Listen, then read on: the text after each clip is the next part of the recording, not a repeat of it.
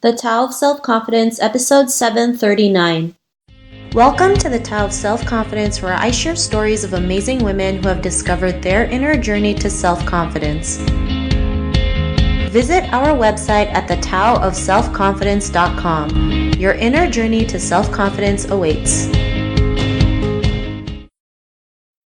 Well, hello, friend. Welcome to the Tao of Self-Confidence, where I share stories of amazing women who have discovered their inner journey to self-confidence. I'm your host today, Sheena Yap Chan, and today I have a phenomenal lady on the show today. She is a money mindset coach and a bookkeeper, and I'm really excited to have her on and share her story with us today on self-confidence. So without further ado, I'm going to introduce you to Lily He. Lily, how are you today? Maybe you can fill in a little bit more about yourself to the listeners. Hi, Sheena. I'm very well today, and thank you so much for having me on your podcast. It's such a pleasure. So I am a bookkeeper / a money mindset coach. Basically, I help a lot of women, especially women entrepreneurs, scale through their mindset belief in terms of money and the value, the self-worth that they are, stuck. And once they, break through that kind of self-doubt, and they can apply it into either their life or their business in terms of scaling it, pricing their services and their value. Yeah, I think that's the best way of putting it. Awesome. Well, thanks for sharing that. And Lily, what's your cultural background? I'm a Malaysian Chinese, so I was born in a little town in Malaysia called Miri. Yeah, so everyone knows everyone in that small town. Not a lot of people know about that town because once I said that I'm from Miri, a lot of people would think that we actually live in a tree because it's such a native culture place. Yeah, so that's where I'm from in my culture background. Thanks for sharing that. And what would be your favorite self-confidence quote?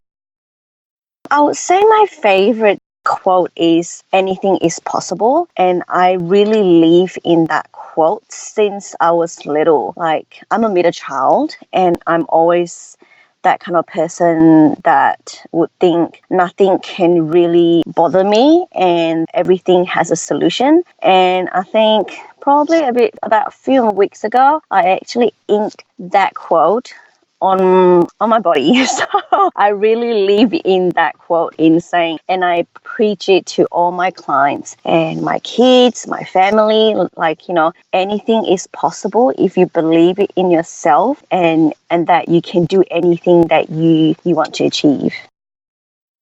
Thanks for sharing that great quote. And in your own words, how do you define self-confidence?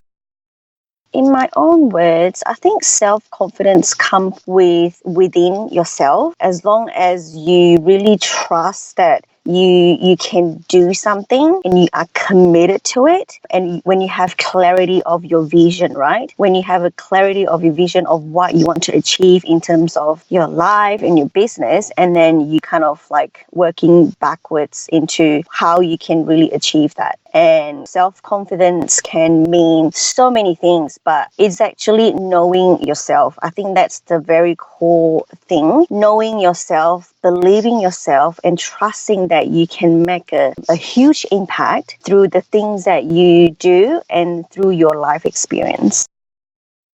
Thanks for sharing that great definition. And Lily, what was your life like before your discovery of self-confidence?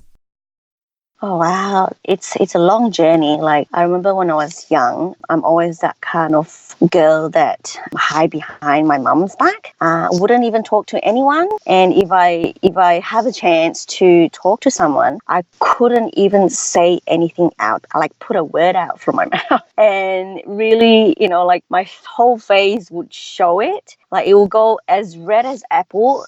I think that's because, I'm lack of self-confidence, and because of the Asian background as well, we are never allowed to ask any questions. So when my parents say something, we just have to do it without questioning. So I think that puts a lot of doubt in ourselves that, we just have to follow the rules and we can't really ask any questions. And this applies throughout my, growing up and being an employee as well, because when I was an employee, I will always do the jobs that are given to me, and I never ask questions. Even though it's not in my job description, I would still do it. But then again, I'll still feel that I'm not good enough. So yeah, that's a lot to do with how I grow up, how my family has, put out the value of the confidence and never ask questions and stuff like that. So yeah, that was before me. I couldn't even talk to anyone. Thanks for sharing that. And I think, a lot of women go through that. They feel like they can't talk, and especially with, having an Asian upbringing, we're always told to just like take a seat at the back, never make any noise, be that obedient girl. And sometimes we just have to realize that really hurts us, because then we forget who we truly are and we feel like we're trapped in our own body. But what was that point in your life when you realized you can go out there and be who you are today and have that confidence? What was that aha moment? So basically, it's literally after I have kids. So after I have kids, I'm like, I need to show my kids what is offering like in the world. Like you can do so much more by asking questions, by putting yourself out there, by not holding yourself back, and let people listen to your voice. And if you don't ask, you don't get it. I always tell people that do not afraid to ask anything, because you don't know what's going to happen. What's the worst thing's going to happen? People would just say no. But that no doesn't mean that it's a no forever. It might be no now, but it might be a chance for the future, right? So my aha moment is basically once I have kids, I know that because as a parent, you are the role model for your kids, right? So you need to portray this kind of image that you don't want your kids to follow or experience the thing that I have experienced. And yeah, and then having the business as well has really put myself out there as authentic as possible, because I see the transformation that I have when I really put myself out there, and a lot of people resonate with it, and that I'm actually making an impact and inspire people, and that's what gives me strive and keeps me going.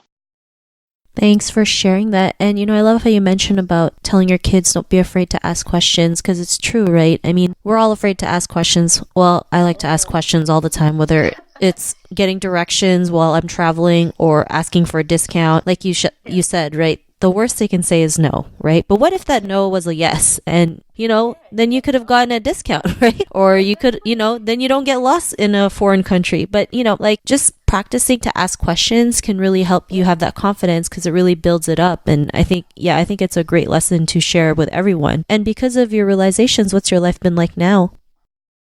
Oh, it's been so open. Like we live in a really, like my family live in a really open-minded environment, because of, we are not afraid of asking more questions, because we all think that by asking more questions, we are really learning things that we like each and every day we are learning new things. So if you don't ask, you don't learn, and it's not fulfilled. We only live once in a life. And I really preach that we go out there and learn so much more. It doesn't matter how old you are and when you start. Age is just a number, but the willingness to step outside, the first step is the one that's count. Once you get through that first steps, and yeah, you're gonna get addicted and doing more and asking more, and you feel that your life is so fulfilled and satisfied. Thanks for sharing that. And, to the woman who's listening to your episode, she may be in her own journey to self-confidence. What would be that one tip you would give to her?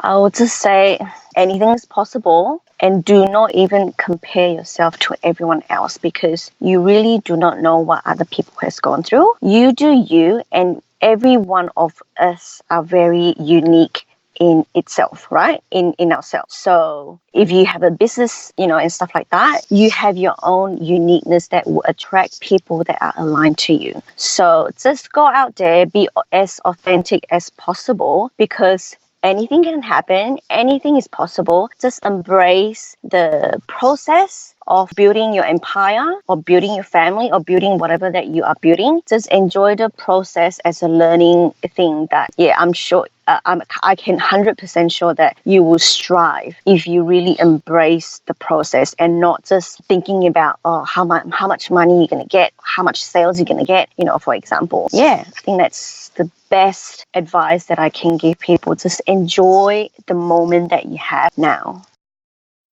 Thanks for sharing those great tips. And if our listeners wanted to get to know a little bit more about you and what you do or check out some of your work, is there any links or social media profiles we can connect with? I have a website. It's just www.bookkeepingbylily.com.au, and I'm always on LinkedIn as well and Instagram, and the handle is just Bookkeeping by Lily. Thanks for sharing that. And to our listeners, if you want to connect with Lily, you can also head on over to the taoofselfconfidence.com and search for Lily's name. Her show notes will pop up along with everything else that we talked about. And I really just want to thank Lily today for taking the time to share her story and tips with us on self-confidence. So thank you so much, Lily. Thank you so much for having me. It's been a pleasure. Not a problem. It was really great having you on the show. And to our listeners, be on the lookout for another new episode of another amazing woman's journey to self-confidence, and we'll talk to you soon. Bye for now. Thank you for tuning in to another amazing episode of the Tao of Self-Confidence. Please subscribe to the show on Apple Podcasts or Spotify to get your daily boost of confidence.